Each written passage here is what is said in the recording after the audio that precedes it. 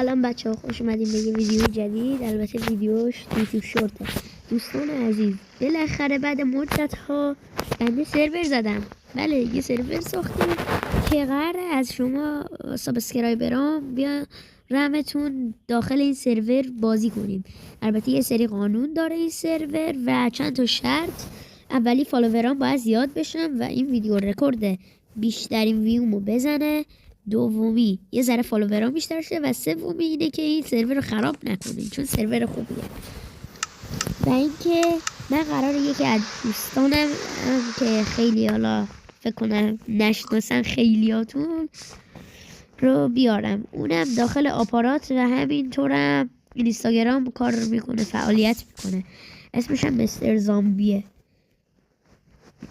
اینم کشتیه که حالا اینجا ساختیم، میتونیم یه چیزایی رو نشونتون بدیم. اینجا ها میشه زمین ها که قوانین رو کامل براتون توضیح میدم. اینجا ها میشه جاهایی که در آینده قرار چیز میز ساخته شه. یه رودخونه به همراه صندلی و چند تا چیز دیگه، درخت. اینجا یه جای خاصیه که فقط وقتی که اومدید بهتون قرار توضیح بدم. اینجا یه سری جوایز که به نفرهایی که اومدن میدیم. اینجا هم که یه شاپه که اینم قضیهش رو براتون توضیح میدیم.